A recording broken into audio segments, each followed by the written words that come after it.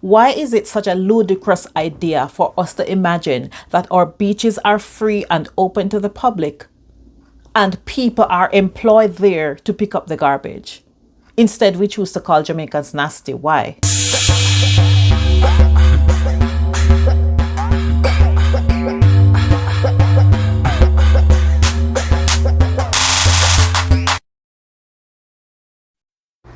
The Al Jazeera documentary about access to Jamaica's beaches has reopened a can of worms, and it's obvious that there are many people who would have preferred that those doors had remained closed. After all, middle-class Jamaicans live in perpetual fear of any discourse that would disrupt their access to the elites. And because they can jump into their cars and drive to Ocho Rios or just jet away for weekends on the North Coast, they have no concerns for the masses of the people who do not have these means. For many middle-class Jamaicans, they have no issue with a family of four having to figure out the public transportation and then forking out $1,000 to pay the entrance fee to a facility that bans outside food and drink. So now the family needs to find more money to feed themselves and just to have a day of enjoyment. And that's why you have people like economist Damien King being completely dismissive of the fact that most Jamaicans don't have free access to our beaches. And then you have people like this individual whose tweet is seemingly mocking Jamaicans demanding access to our own resources because we supposedly can't take care of it. In fact, this talking point about Jamaicans not being able to take adequate care of the state resources has been a part of our social conditioning that began post-emancipation. They thought that Black Jamaicans were ungovernable and should always be under the subjection of the white man. They thought that Black Jamaicans were too stupid and too illiterate and therefore should not have the right to vote. They thought that having access to land and state resources would make Black Jamaicans too free, too powerful, too democratic, too independent, and that everything should be done to prevent this from happening. And so began a systemic approach by the state in partnership with Jamaica's elite to ensure that much of the state's resources, including our beaches, fall into the hands of corporations aligned with the elites themselves.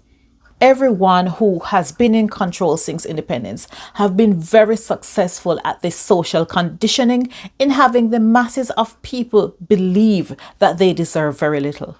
We have been very successful at convincing people that it is their job to do the government's work.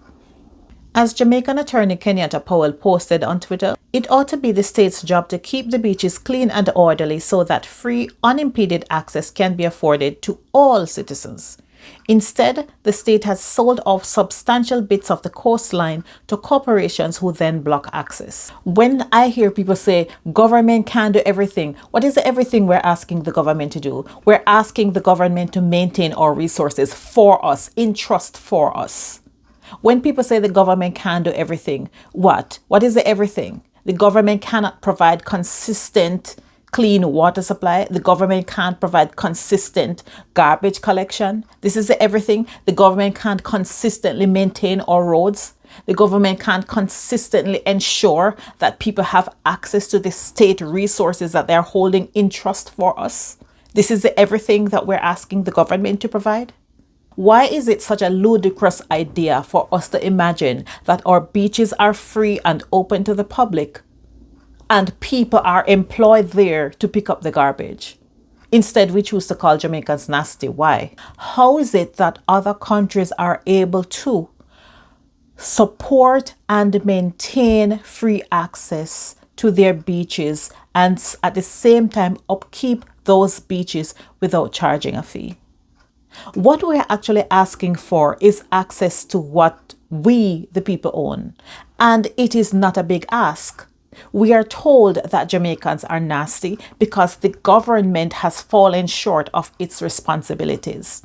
And for the people who claim that the free access to our beaches exists and it is a myth that Black Jamaicans are being denied access, explain why strolling along certain beaches in the country, you're being accosted by security guards wanting to know why you're there. And when we really think about it, when we say Jamaicans are too nasty, too disruptive, and just don't take care of state resources, we're not looking at the deeper issue that people get so little access on such rare occasions to these things that when they do get it, it's like they're on some kind of a spree. because they have been deprived for so long. It's like they don't know how to act when they finally have access to it. If going to the beach becomes a norm, if having access to so many of these resources is something that you can just regularly do, then perhaps people wouldn't feel like they have to go all out when they finally get access to these things. Free access to beaches is not a big ask. Free access to beaches is not asking for too much. It is a neo-colonial notion that the vast majority of Black Jamaicans are undeserving and lack the know-how or the motivation to care for and protect our resources.